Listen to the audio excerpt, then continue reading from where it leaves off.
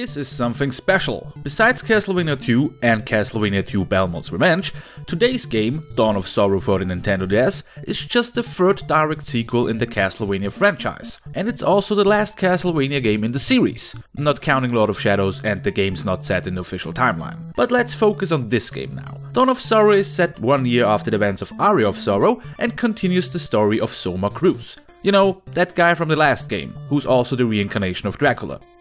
Life's good for Soma and his friend Mina Hakuba. Soma's dark powers have been gone since he defeated the Chaos, and as I said, everything is lovely. That's until a mysterious lady, called Celia, shows up and attacks Soma and Mina. Good thing that Alucard shows up to save them, and like clockwork, Soma's power of dominance returned too.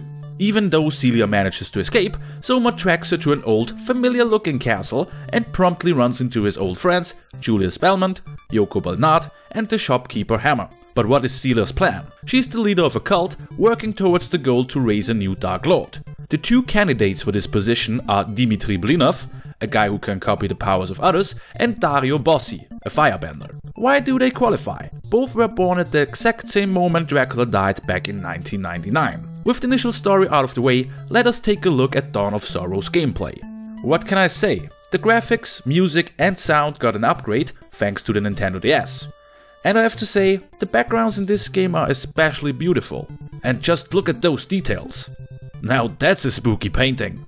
As it is tradition in Castlevania games, it's possible for the player to level up and to get a better armor and weapons. The tactical soul system is making a return too. It's still a pain in the ass to grind for souls, but this time around you don't need special souls to get the good ending of the game. Hooray! A big addition to the game is the option to fuse found weapons with souls to create more powerful items. There is another big addition to the game also, the so-called magical seals. This utilizes the NDS's touchscreen and has the player draw the various seals himself. You'll need these seals to open the doors leading to the bosses and to ultimately defeat them.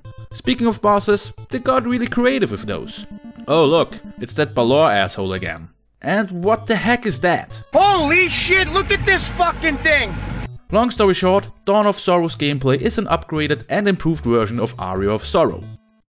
Let's put a little spoiler warning here and continue on with the story. During the course of the game, Soma will run into Dario and Dmitry to show them who's the real Dark Lord. Dmitry is really easy to beat, Soma just bones him.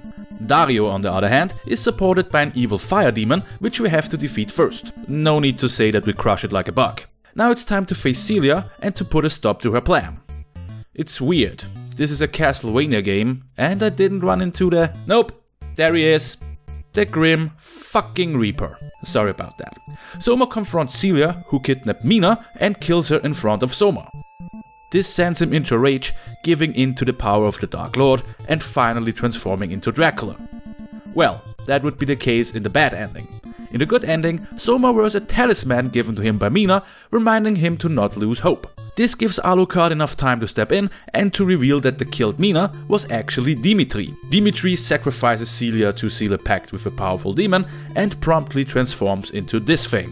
What the fuck is that? Yeah, we get it. Of course, Soma owns the freak, the castle he's in collapses, and the whole gang celebrates their victory. A typical Castlevania ending. And here is my rating for Dawn of Sorrow. It's the best direct sequel in the series and one of the best games in the franchise, period. I love the little details in the game, the story is fun and feels new, and the biggest plus for me is that you don't have to painfully grind for souls to get the good ending. That's the reason why I give it 9 out of 10 spooky paintings.